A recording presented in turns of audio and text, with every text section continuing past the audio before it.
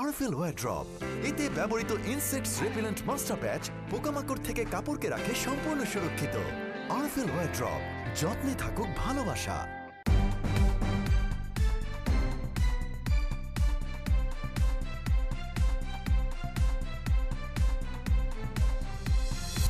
অস্থিরতায় বিদেশি ক্রেতাদের পণ্য সরবরাহে বাধা, শঙ্কা বিদেশি বিনিয়োগ প্রবাহেও। ইন্টারনেট বন্ধে স্থবির চট্টগ্রামের অনলাইন ব্যবসা, চরম অর্থকষ্টে উদ্যোক্তারা।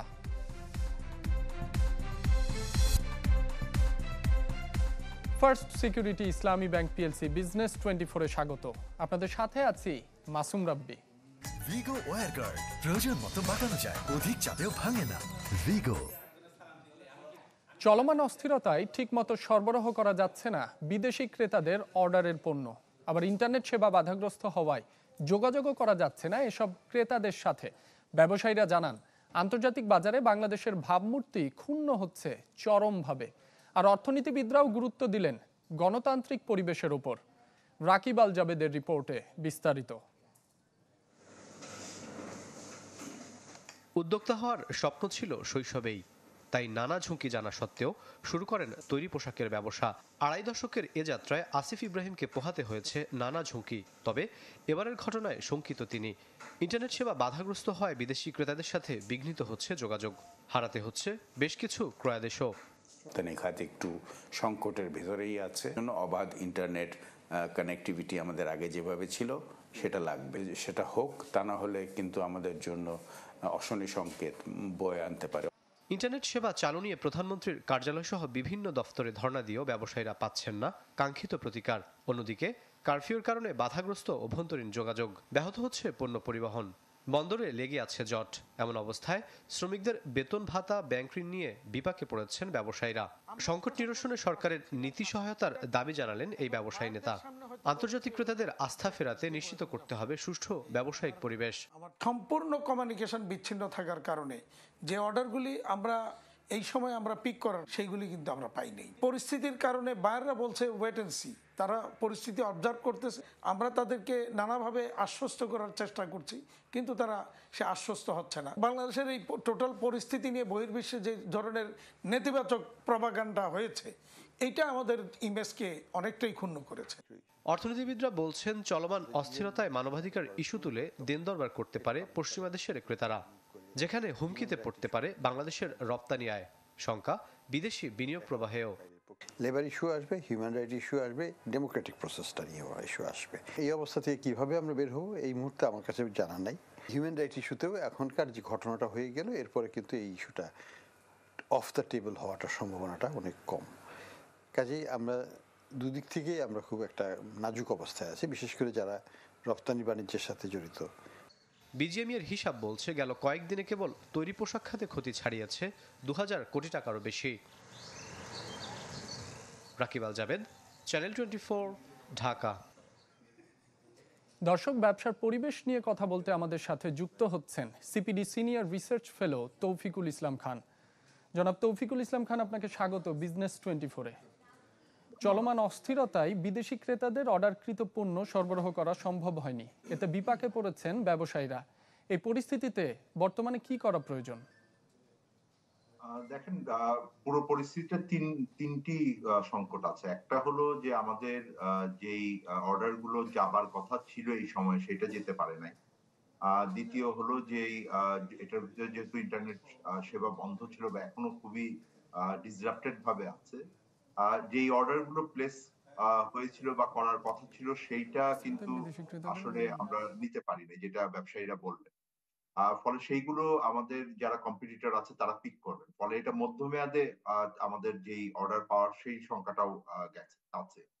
আর তৃতীয় যেটা, সেটা হলো যে সার্বিকভাবেই এই বর্তমান যে পরিস্থিতি হলো, সেই পরিস্থিতির কারণে যেটা আপনাদের নিউজেও এসছে, আমাদের অন্য যারা এখানে ইন্টারভিউ দিয়েছেন বলেছেন যে বাংলাদেশের মানবাধিকার পরিস্থিতি এবং বিনিয়োগ পরিস্থিতি নিয়ে যে শঙ্কাটা থাকবে, তাতে ভবিষ্যতের যে ব্যবসা এইটা নিয়েও একটা মানে বড় একটা আশঙ্কা থাকবে। কারণ ক্রেতারা বলি, যারা ওখানকার অ্যাকচুয়ালি কনজিউমার আছেন, তারা কিন্তু এই বিষয়গুলোকে খুব গভীরভাবে দেখেন এবং এগুলো এখন খুবই গুরুত্বপূর্ণ বিষয় বিশ্বের ভিতর।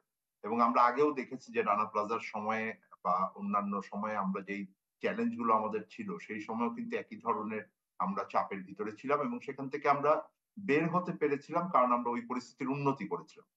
এখন আমরা মানবাধিকার পরিস্থিতিকে কিভাবে উন্নত করব, কারণ এত অল্প সময়ে এতগুলো প্রাণ গেল, এটা তো যদি সঠিক বিচার এবং ন্যায় বিচার না হয় তাহলে এটা আমাদের দেশকে প্রশ্নবিদ্ধ করবে। পণ্য পরিবহন, বন্দর ব্যবস্থাপনা, ব্যাংক ঋণ সব মিলিয়ে ব্যবসায় একটি জটিল পরিবেশের সৃষ্টি হয়েছে। এই মুহূর্তে সব পক্ষকে কতটা সহযোগিতার মনোভাব দেখানো উচিত? সরকারের থেকে প্রথম তো যেটা দরকার সেটা হলো যে কর্মপরিবেশের স্বাভাবিক অবস্থা ফিরিয়ে আনা। এটা খুবই গুরুত্বপূর্ণ এবং সেক্ষেত্রে তাদের আস্থার পরিবেশ আনা তো লাগবে। আর একটা বড় বিষয় আপনাদের চিন্তা করতে হবে যে আমাদের অর্থনীতি কিন্তু এমনি চাপের ভিতরে ছিল। ফলে সেই যেই সামষ্টিক অর্থনীতির চাপগুলো রয়েছে সেই চাপগুলো আরো বেড়ে যাওয়ার আশঙ্কা আমরা করছি এবং সেইটাই খুব দ্রুত যদি পরিস্থিতি বদল না হয়, যেই সংস্কারগুলোর দরকার রয়েছে সেগুলো যদি করা না হয় তাহলে এটা খুবই কঠিন হবে। এবং সার্বিকভাবে দেশের ভিতরে উৎপাদন ব্যবস্থাকে সচল রাখতে যেই ধরনের অবকাঠামোগত সহযোগিতাগুলো দরকার ছিল, লজিস্টিক সহযোগিতাগুলো দরকার, সেগুলো নিশ্চিত করাটা এখন খুব জরুরি হবে। সবশেষ আপনার কাছে জানতে চাই, ব্যবসার পরিবেশ রক্ষা এবং বিনিয়োগ সম্ভাবনা বাড়াতে এমন জটিল পরিস্থিতিতে সে অর্থে কি ধরনের পদক্ষেপ জরুরি?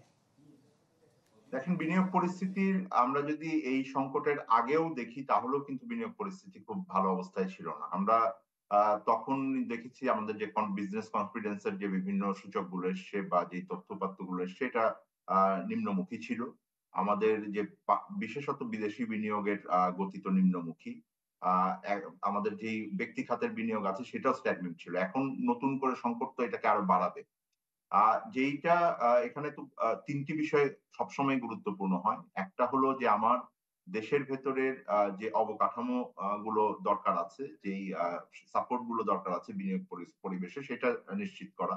দ্বিতীয় হলো যে আমার সামষ্টিক অর্থনীতিকে জোরদার করতে হবে যেন আমার অর্থনীতি ভঙ্গুরতাকে আমরা ওভারকাম করতে পারি। আর তৃতীয় হলো সার্বিকভাবে আমাদের দেশের ভেতরে মানবাধিকার পরিস্থিতি, গণতান্ত্রিক পরিস্থিতিতে উন্নতি করতে হবে যেন এটাকে একটা স্টেবল ইনভেস্টমেন্ট ডেস্টিনেশন হিসেবে সবাই দেখেন। জনাব তৌফিকুল ইসলাম খান, আপনাকে অসংখ্য ধন্যবাদ আমাদের সঙ্গে যুক্ত হবার জন্য। ধন্যবাদ। ফেসবুক বন্ধে চট্টগ্রামে 15 দিন ধরে স্থবির। অনলাইনে পণ্য কেনা বেচার সাথে জড়িত 20,000 প্রতিষ্ঠান। এতে চরম অর্থকষ্টে আছেন অন্তত 50,000 মানুষ। তিল তিল করে গড়ে তোলা অনেকের প্রতিষ্ঠান এখন ধ্বংসের দ্বার প্রান্তে। এমদাদুল হকের রিপোর্ট, ছবি তুলেছেন আবু জাহেদ। তানজিন আক্তার রিফাত স্বামীহীন 2 সন্তানের সংসার চলে তার উপার্জনে। ফেসবুক পেজের মাধ্যমে ঘরে তৈরি পোশাক বিক্রি করেই কোনো মতে সংসার চলে তার। কিন্তু গত 15 দিন ধরে বন্ধ তার সব আয় রোজগারের পথ। 2টা বাচ্চা পড়াশোনার দায়িত্ব আমার, ওরা হচ্ছে ডে কেয়ার সেন্টারে যেহেতু থাকে ওদের মাসের স্যালারিটা আমাকে দিতে হবে। আর আমার সাথে যারা কাজ করে প্রায় আমার কর্মীরা হচ্ছে প্রায় সিঙ্গেল মাদার, ডিভোর্স হয়ে গেছে, হাজব্যান্ড মারা গেছে। ওদের ফ্যামিলির খরচটা এখন হয়েছে কি ওদের খাওয়ার খরচটাও এখন একটা সংকটের মধ্যে পড়ে গেছে আর কি। রিফাতের মতো বন্দরনগরীতে ছোট বড় মিলিয়ে কমপক্ষে 20,000 ব্যবসা প্রতিষ্ঠান আছে যারা ফেসবুকে পেজের মাধ্যমে খাবার, পোশাক, নিত্যপণ্য সহ বিভিন্ন আইটেমের ব্যবসা করে। সবাই এখন কার্যত কর্মহীন। নিত্যদিনের যে প্রোডাকশনের যে ইয়াটা আছে সেটা মেনটেন করতে পারছে না। এই সেক্টরে অনেক কর্মচারী কাজ ছেড়ে দিবে, কারণ তাদের রেগুলার ইনকাম আসতেছে না, তাদের খাওয়া দাওয়াও বন্ধ বলতে গেলে। সেম আমাদের অনেক উদ্যোক্তারও একই অবস্থা। আমাদের ব্যবসা গুটিয়ে ফেলতে হবে, কারণ আমাদের স্টাফ চলে যাচ্ছে, স্টাফ থেকে আমাদের ছাঁটাই করতে হবে, আমরা বেতন দিব কোত্থেকে? কোভিড আসলে একটা পজিটিভ দিক করেছে আমাদের অনলাইন বিজনেসকে 5 থেকে 10 বছর অ্যাডভান্স করে দিয়েছিল। তার উল্টোটা ঘটেছে, আমার কাছে মনে হচ্ছে আমরা আরও 5 বছর অ্যাডভান্স না 10 থেকে 15 বছর পিছনে পড়ে গেছি এই নেট বন্ধ হওয়ার কারণে। আমরা জানি না আমাদের এটা কত তাড়াতাড়ি উত্তরণ হবে, কারণ হয়তো নেট এখন খুলছে কিন্তু খোলার পরও যে আমরা যে জিনিসটা যে বেসমেন্টটা তৈরি করেছিলাম তা আদৌ হবে কিনা।